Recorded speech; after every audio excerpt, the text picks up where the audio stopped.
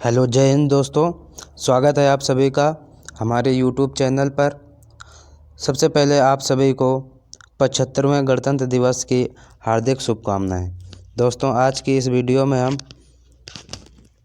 राष्ट्रपति से रिलेटेड जितने भी इम्पोर्टेंट क्वेश्चन हैं उन सभी क्वेश्चंस को कवर करेंगे। इसके बाद आज के बाद आपको राष्ट्रपति से रिलेटेड कोई भी सवाल आपसे पूछा जाएगा तो आपसे कोई भी सवाल छूटेगा नहीं। तो वीडियो को एंड तक बने रहें और शुरू करते हैं आज का हम अपना पहला क्वेश्चन।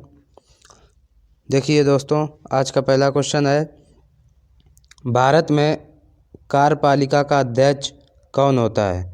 जो भारत में कार्यपालिका है उस कार्यपालिका का अध्यक्ष कौन होता है, ये आपको बताना है। तो दोस्तों, इस क्वेश्चन का सही जवाब ऑप्शन ए राष्ट्रपति। कौन होता है? राष्ट्रपति कार्यपालिका का अध्यक्ष होता है। ये आपको नोट डाउन करना है। अब आगे बढ़ते हैं। अगला क्वेश्चन है हमारा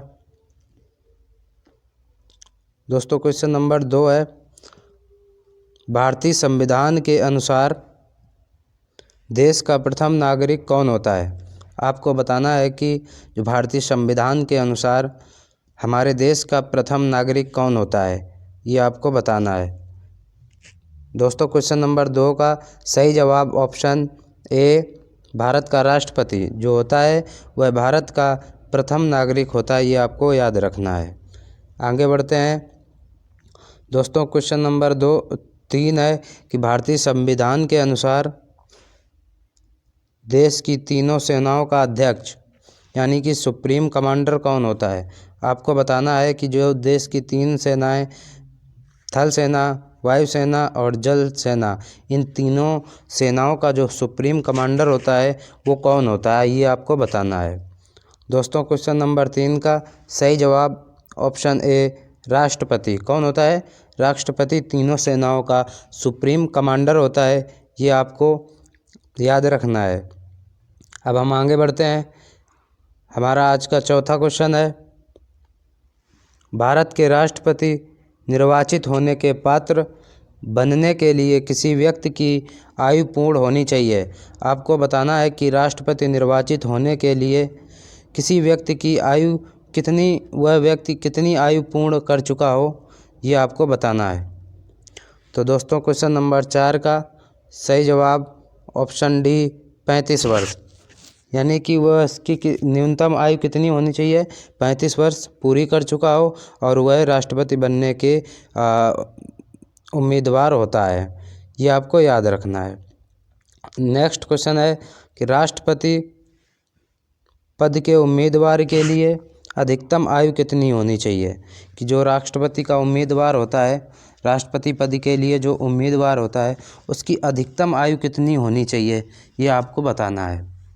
दोस्तों, क्वेश्चन नंबर 5 का सही जवाब ऑप्शन डी कोई आयु सीमा नहीं होती है, यानी कि राष्ट्रपति बनने के लिए अधिकतम आयु सीमा कितनी होती है, उसकी कोई आयु सीमा नहीं होती है।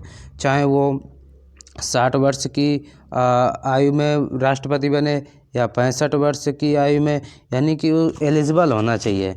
वो उसकी आयु कोई मायने नहीं रखती कि कितनी अधिकतम आयु कितनी होनी चाहिए, लेकिन न्यूनतम अगर आपसे पूछे तो कितनी होनी चाहिए? न्यूनतम में 35 वर्ष वह अपनी आयु को पूर्ण कर चुका हो तो वह राष्ट्रपति बनने के लायक होगा। ये आपको याद रखना है। नेक्स्ट है, राष्ट्रपति का निर्वाचन किस प्रकार से होता है? आपको बताना है कि राष्ट्रपति का जो चुनाव होता है, निर्वाचन होता है, तो वह किस प्रकार से होता है। दोस्तों, क्वेश्चन नंबर 6 का सही जवाब ऑप्शन बी अप्रत्यक्ष रूप से किया जाता है। किस प्रकार अप्रत्यक्ष रूप से राष्ट्रपति का निर्वाचन किया जाता है, ये आपको याद रखना है। आगे बढ़ते हैं। क्वेश्चन नंबर 7 है, राष्ट्रपति के चुनाव के लिए प्रस्तावक एवं अनुमोदक की कम से कम कितनी संख्या होनी चाहिए? आपको बताना है कि जो राष्ट्रपति चुनाव होता है ना, तो उसमें प्रस्तावक और अनुमोदक की आवश्यकता होती है। तो कितने प्रस्तावक होने चाहिए और कितने अनुमोदक होने चाहिए, ये आपको बताना है। तो राष्ट्रपति चुनाव के लिए कम से कम 50 प्रस्तावक और 50 अनुमोदक होना चाहिए। इस क्वेश्चन का सही जवाब ऑप्शन सी 50-50 यानी कि 50 प्रस्तावक और 50 अनुमोदक होने चाहिए। नेक्स्ट क्वेश्चन है फ्रेंड दोस्तों, क्वेश्चन नंबर 8 है कि राष्ट्रपति चुनाव संबंधित मामले किसके पास भेजे जाते हैं। कि राष्ट्रपति के चुनाव से संबंधित जितने भी मामले होते हैं आपको बताना है वो किसके पास भेजे जाते हैं। तो दोस्तों क्वेश्चन नंबर 8 का सही जवाब होगा उच्चतम न्यायालय यानी कि ऑप्शन सी उच्चतम न्यायालय। इसका सही जवाब होगा उच्चतम न्यायालय में कोई भी इससे रिलेटेड मामला होगा वो कहाँ जाएगा, उच्चतम न्यायालय जाएगा। ये आपको याद रखना है। क्वेश्चन नंबर 9 है राष्ट्रपति पद के उम्मीदवारों को चुनाव प्रचार हेतु कितना समय मिलता है। आपको बताना है कि जो राष्ट्रपति चुनाव के उम्मीदवार को चुनाव प्रचार के लिए कितना समय दिया जाता है। तो दोस्तों इस क्वेश्चन का सही जवाब ऑप्शन बी 2 सप्ताह। कहीं कहीं आपको मिलेगा 2 सप्ताह या 14 दिन। कितने? 14 दिन। तो अगर आप कहीं अगर 14 दिन मिल जाता है तो उसका 14 दिन सही होएगा या 2 सप्ताह। नेक्स्ट क्वेश्चन है भारत के राष्ट्रपति को उसके पद से हटाया जा सकता है। कि भारत का जो राष्ट्रपति होता है दोस्तों उसको उसके पद से किस प्रकार से हटाया जा सकता है ये आपको बताना है। उसको भारत के प्रधानमंत्री द्वारा हटाया जा सकता है या लोकसभा के द्वारा हटाया जा सकता है या भारत के मुख्य न्यायाधीश द्वारा हटाया जा सकता है या संसद के द्वारा हटाया जा सकता है। तो दोस्तों जो भारत का राष्ट्रपति होता है उसको उसके पद से संसद के द्वारा हटाया जाता है। संसद के द्वारा महाभियोग लगाकर उसको हटाने का प्रावधान है। ये आपको याद रखना है। नेक्स्ट क्वेश्चन है कि राष्ट्रपति के विरुद्ध महाभियोग कार्रवाई किसमें शुरू की जा सकती है। कि जो राष्ट्रपति होता है राष्ट्रपति को हटाने के लिए एक जो महाभियोग चलाया जाता है तो वो आपको बताना है कि महाभियोग की कार्रवाई सबसे पहले कहाँ की जाएगी। यानी कि लोकसभा में या राज्यसभा में या संसद के किसी भी सदन द्वारा या उच्चतम न्यायालय में। तो ये आपको बताना है। तो दोस्तों इस क्वेश्चन का सही जवाब होगा कि जो राष्ट्रपति के विरुद्ध महाभियोग की कार्रवाई होती है वह संसद के किसी भी सदन द्वारा संसद के किसी भी सदन के द्वारा ये लोकसभा या राज्यसभा के द्वारा की जा सकती है। नेक्स्ट आगे बढ़ते हैं। क्वेश्चन नंबर 12 है राष्ट्रपति पर महाभियोग की प्रक्रिया किस देश के संविधान से ली गई है। यानी कि राष्ट्रपति को उसके पद से हटाने के लिए एक महाभियोग जैसी प्रक्रिया के द्वारा राष्ट्रपति को उसके पद से हटाया जाता है। तो आपको बताना है कि जो महाभियोग की प्रक्रिया है वो किस देश की संविधान से ली गई है। तो दोस्तों क्वेश्चन नंबर 12 का सही जवाब ऑप्शन ए ये अमेरिका के संविधान से ली गई है। कहाँ? अमेरिका के संविधान से महाभियोग की प्रक्रिया ली गई। ये आपको याद रखना है। नेक्स्ट क्वेश्चन है फ्रेंड कि सदन में राष्ट्रपति के विरुद्ध महाभियोग का प्रस्ताव पास करने के लिए कितने सदस्यों का समर्थन होना चाहिए। कि यानी कि ये जो किसी भी सदन में लोकसभा या राज्यसभा में महाभियोग चलाया जाएगा, ये प्रस्ताव लाया जाएगा, महाभियोग का प्रस्ताव आएगा तो उसमें कितने सदस्यों का समर्थन होना चाहिए। तो इस क्वेश्चन का दोस्तों सही जवाब होगा ऑप्शन ए सदन में उपस्थित और मतदान करने वाले कम से कम 2/3 सदस्य का समर्थन होना चाहिए, तभी महाभियोग लगाकर राष्ट्रपति को उसके पद से हटाया जा सकता है। दोस्तों आगे बढ़ते हैं। क्वेश्चन नंबर 14 है राष्ट्रपति संविधान के किस अनुच्छेद के तहत भारत के मुख्य न्यायाधीश के समक्ष शपथ ग्रहण कर सकता है। आपको बताना है कि जो भारतीय संविधान में कौन सा अनुच्छेद है जिसके तहत भारत का जो राष्ट्रपति होता है मुख्य न्यायाधीश के समक्ष शपथ ग्रहण करता है। तो इस क्वेश्चन का दोस्तों सही जवाब ऑप्शन बी अनुच्छेद 60 होगा। ये आपको याद रखना है। नेक्स्ट आगे बढ़ते हैं हम।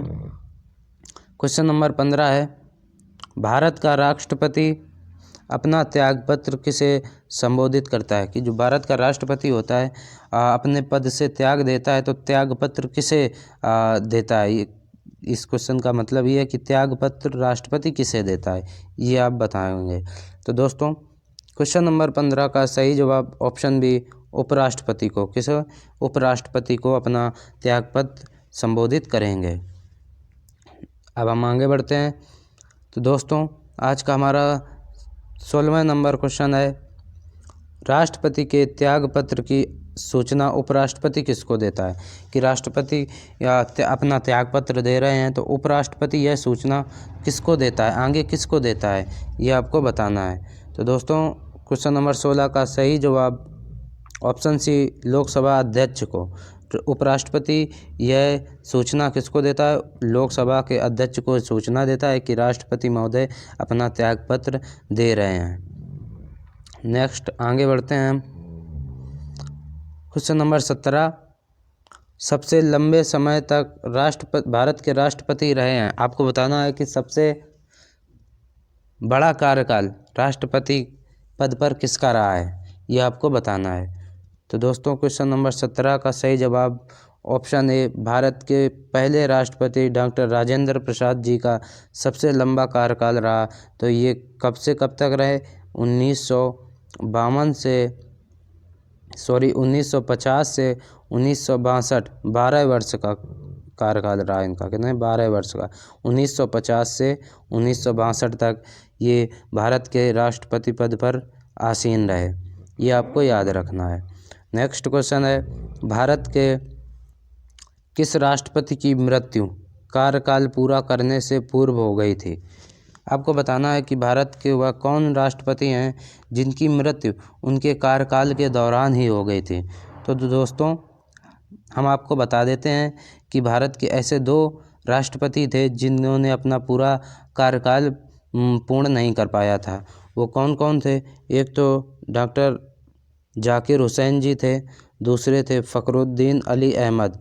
इस क्वेश्चन का सही जवाब होगा डॉक्टर जाकिर हुसैन और फ़खरुद्दीन अली। ये दोनों लोग थे जो अपना कार्यकाल पूरा नहीं कर पाए, अब कार्यकाल के दौरान इनकी मृत्यु हो गई थी। तो दोस्तों आगे बढ़ते हैं हम। क्वेश्चन नंबर 19, भारत के राष्ट्रपति को यह अधिकार प्राप्त नहीं है कि वह क्या कर सकता है? क्षमादान करे, मुख्यमंत्री की नियुक्ति करे, आपातकाल की घोषणा करे या अध्यादेश जारी करे। आपको बताना है कि जो भारत का राष्ट्रपति होता है उसको इनमें से कौन सा अधिकार प्राप्त नहीं है। तो दोस्तों जो भारत का राष्ट्रपति होता है वह मुख्यमंत्री की नियुक्ति नहीं कर सकता है, क्योंकि मुख्यमंत्री की नियुक्ति ये कौन करता है? ये राज्य का राज्यपाल करता है। मुख्यमंत्री की जो नियुक्ति होती है ये उस राज्य का राज्यपाल करता है, ये राष्ट्रपति को अधिकार प्राप्त नहीं है। इस क्वेश्चन का सही जवाब ऑप्शन बी होगा। अब हम आगे बढ़ते हैं। क्वेश्चन नंबर 20, संसद का अधिवेशन बुलाने का काम कौन करता है? आपको बताना है कि जो संसद का अधिवेशन होता है उस अधिवेशन को बुलाने का काम कौन करता है। तो दोस्तों इस क्वेश्चन का सही जवाब ऑप्शन डी, राष्ट्रपति करता है।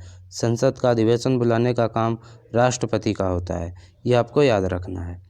नेक्स्ट क्वेश्चन है, राष्ट्रपति किस विधेयक को पुनर्विचार के लिए नहीं लौटा सकता है? आपको बताना है कि जो राष्ट्रपति होता है वह किस विधेयक को पुनर्विचार के लिए नहीं लौटा सकता है।